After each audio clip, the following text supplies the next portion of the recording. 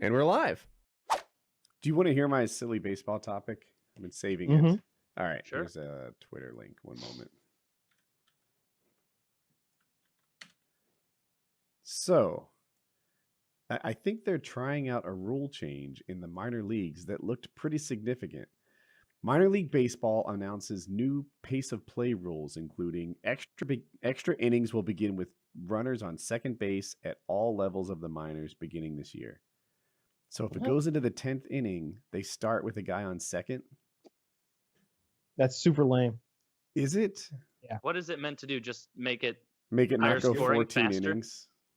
Yeah, if a guy's Okay. at second, then they'll be able to score, right? And that's It'll be much easier. half Yeah, the battle.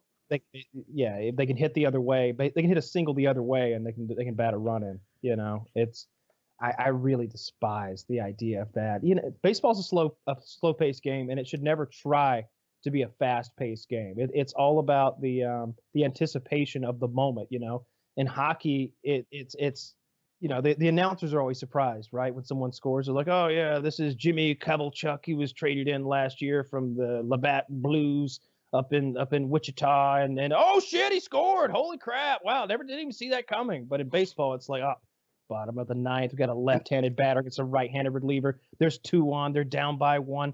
Here's the stretch and the pitch. It's this build up, and then all right, strike 2. And it builds and comes down over and over. Like it's the anticipation. Baseball's a different game, and it should not try to be anything else. And starting with a man on, What if I told obviously you it was dying, that it was kind of fading? Like, isn't it? Is it? I didn't don't know that. I don't know anything.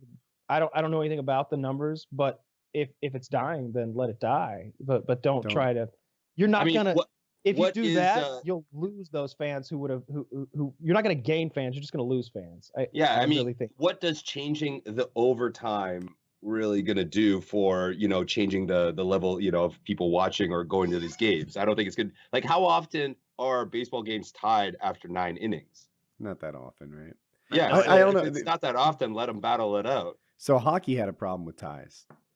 Hockey used to have ties, and a lot of games ended in tie. I don't make up a number, like 20% of games ended up as a tie. And not only that, but a lot of times teams would play not to lose and just be really defensive, and the overtime wasn't the like furious, like try to make it happen thing. So they changed the rules. They could go to over, even if you just enter overtime, you get what would have been an overtime point. And now they start stripping away players. You know, they make them play with 4. And it's been great for hockey. And the shootouts are pretty interesting. There are still hockey holdouts who don't like shootouts, but it's second only to a fight. Like, no one leaves to go get popcorn during the shootout, right? Everyone's watching, they're pinned, they're on it. And it turned out to be a pretty good thing. So I hear better. Oh man! Instead of this, a man on second, a home run derby at the end. What if just your own pitcher pitches to your guys, and whoever gets the most run? I like it. I was thinking like even better than the man on second. Get rid of the outfield. Get rid of the outfield. like you know, only infield only, or like 3 defensemen total, or something like that. Like I don't like anything bastardizing the game personally, but putting a man on second, like obviously you're going to put your pinch runner on there. You know, you're going to put the fastest speed demon you got on the team on there. And I get what you're going for, but it's really going to shit on what the game's meant to be. I don't like that. There's going to be exciting plays at home, right? Someone's going to hit some single off towards first, and there's going to be like a ball coming in at 100 miles an hour and a player coming in at, I don't know, people run 20, 25 miles an hour. And there's going to be a race to home plate. It'll be interesting. Yeah, I mean, that happens anyway, but they earn it.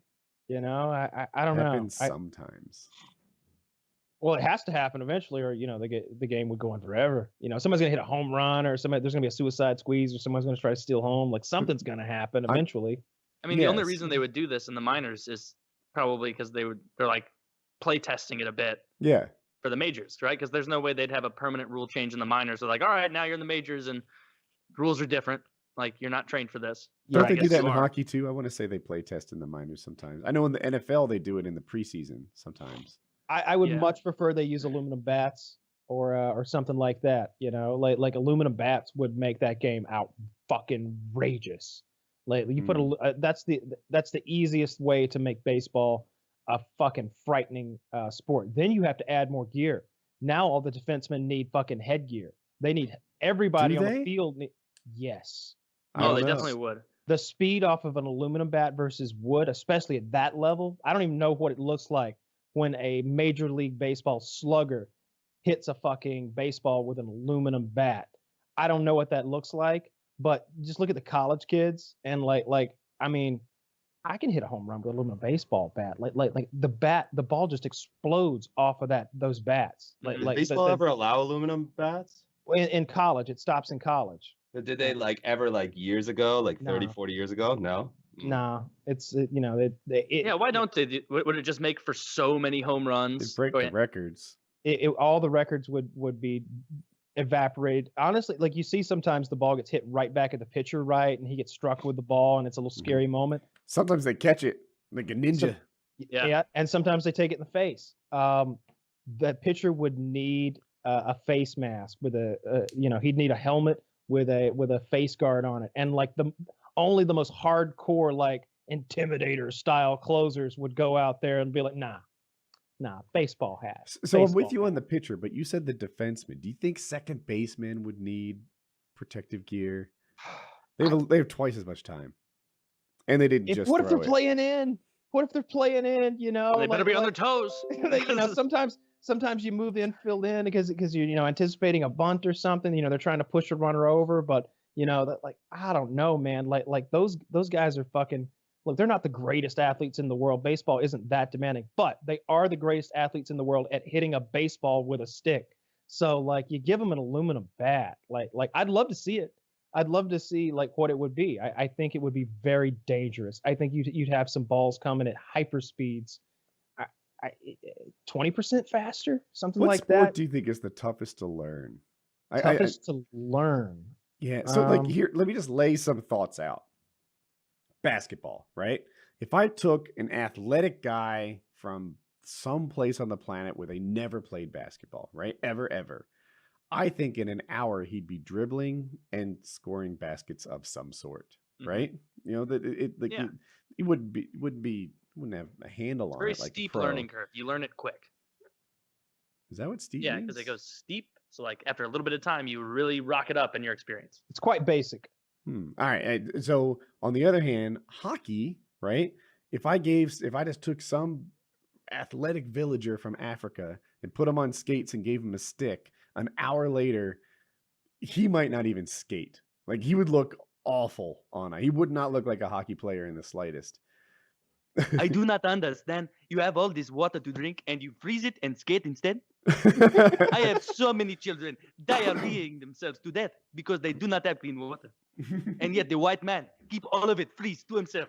Canadians, the worst. Absolutely the worst. In baseball, yeah, Magumbe wouldn't care for that. I suck at baseball. Baseball's a very tricky one, but you can get the basics. You can swing a bat your first try, but you won't look like a batter. Yeah. So I don't know. Hockey probably makes the most sense because at least all the other sports, you're on your shoes, right? Everybody knows how to run in shoes. In hockey, you'd spend the whole first few days teaching them how to maneuver out there. I still don't know how to play cricket, and I've been watching a couple games lately. That's a ridiculous fucking. I don't know what the fuck's going on there. I don't know what they're doing out there. How did anyone get 1,500 points? Do they? Yeah, some of them last for days, don't they? 2 or 3 days. It's absurd. If I lived in Pakistan, I'd also want a distraction for days on end. That makes sense. Longest cricket game world record. I'm going to check. Longest one. You're Canadian. Do you follow hockey at all? Or not really. I mean, truthfully, not that much. Holy fuck, 150 hours. That's a long game. Who could possibly care? For 150 hours. I can't care enough to learn the rules. It's so hard. I watched Sailing the Vagabond. I still watch those guys. And this was an episode from a year ago. Riley tried to lay out the basics of cricket. And it's happened to me before. 12 seconds in, I'm like, never mind. I just can't be bothered to care. And half of these words I don't know. And yeah, something about cricket, I can't learn the rules at all. Yeah, I think the sports that add like a weird sort of like anything with ice skating, anything where you're on a horse, when you add something like that, right? Like oh shit, I got to learn to ride a horse first. This is gonna be rough. Like polo, obviously. Yeah. Or that game with the dead animals. Or that game with the dead goats, dead goat polo. Yeah, What? man. Yeah, so like everybody's on a horse, and it's basically it's like rugby, but you're on a horse, and instead of a ball, you got a dead goat, and the winner gets to eat the goat. Where Is is that this part played? true, In or did you make that Morocco? up? What do you think they're gonna do? Played in Michigan. Well, they either Oh. eat it or they fuck it. I mean, Yeah. I mean, there's depends how tenderized. a it couple of is. things you could do. Usually both. Yeah, that Buzkashi.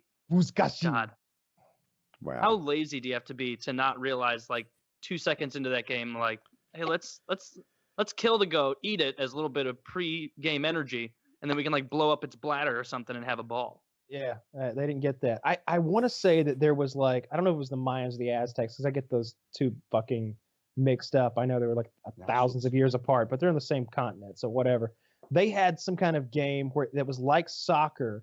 You use your feet, and on either side, instead of a goal, there was like a wall, and the wall had like a hole in it, not very much bigger than the ball. Incredibly difficult to score. It's like playing basketball, but with soccer, everything else, right? Instead of a hoop, it's just a hole in the wall, so it's got to go in, at a straight on angle. The team that won gets sacrificed. So like these games would go on. Oh, did you find it? Did you actually find this? You've got it, Pablo. Wide open net. Oh, I missed the game. Oh. This is not a good day for Pablo. Are you sure you don't want to score?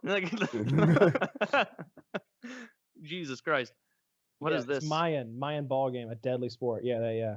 Oh yeah. I remember learning about that during like history class and all that stuff. Yeah, same. I had a really cool history teacher who like that's the sort of stuff that he would use to like teach us history. Like so like when it came to I remember that story really well because he would get really passionate when he would tell us the stories.